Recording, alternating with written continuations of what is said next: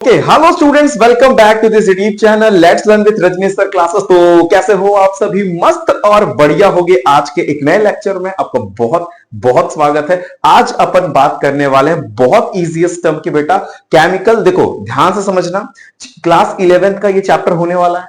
Chapter number 3 जो periodic classification है बेटा, उसके कुछ हम लोग इंपॉर्टेंट क्वेश्चंस की बात करेंगे। 5 क्वेश्चंस की सीरीज हम लोग कई सारे पार्ट्स में लेके आऊंगा, जिसमें बहुत ज्यादा टाइम ना लगे बेटा, और आपको 5 क्वेश्चन यूं आ जाए। समझ में आया? चलो सबसे पहले क्लास 11। ओके, मैं क्वेश्चन नंबर फर्स्ट आपके सामने लगा दूं, बहुत ध्यान से देखना बेटा, यहां पे क्या लगा है। फर्स्ट वेरी शॉर्ट टाइप का क्वेश्चन है बेटा, बहुत ही ध्यान से देखेंगे कि वेरी शॉर्ट टाइप के क्वेश्चन में क्या कर रहे हैं अपन। देखो,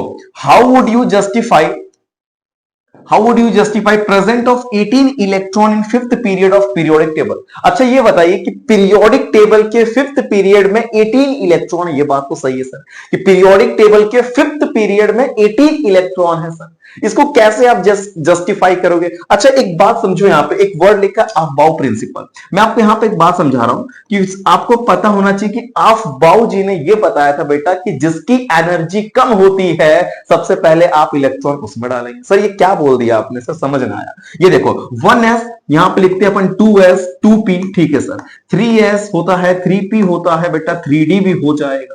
वैसे ही अपन बात करें तो 4s होगा, 4p हो जाएगा बेटा, 4d हो जाएगा, एंड दैट मींस 4f भी हो जाएगा। 1s की एनर्जी कम है बेटा, सबसे पहले इलेक्ट्रॉन अपन 1s में डालेंगे। देन आफ्टर बेटा 2s में डालते हैं, 2p के बाद 3s के बाद बेटा 3p के बाद 4s। अच्छा 4s जब फिलअप हो जाए बेटा तो उसके बाद आपको 3d ओपन करना है।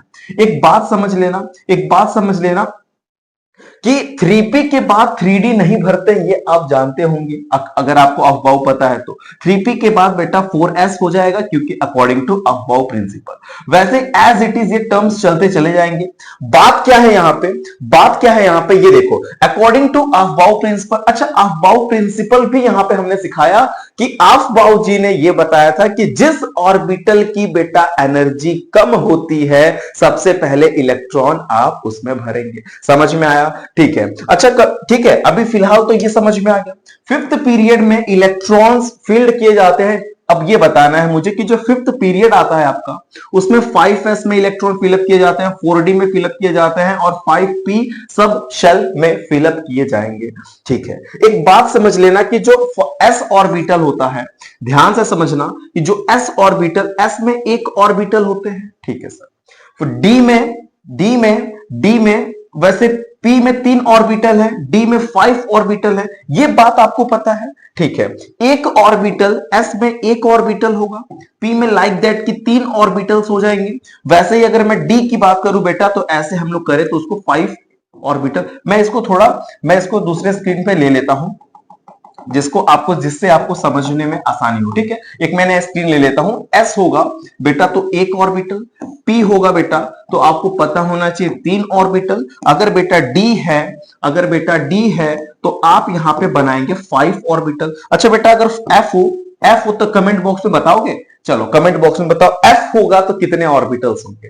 ठीक है, अब ये बताओ कि इलेक्ट्रॉन्स को फिल करना है, हुंड रूल के अकॉर्डिंग इलेक्ट्रॉन्स भरेंगे।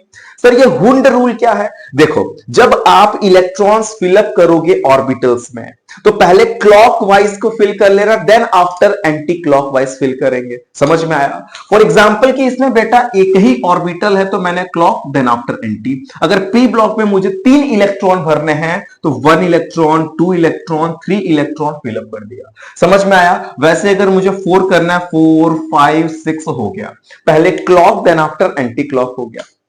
बात यहां पे चलते हैं हम लोग अपने प्रीवियस क्वेश्चन में।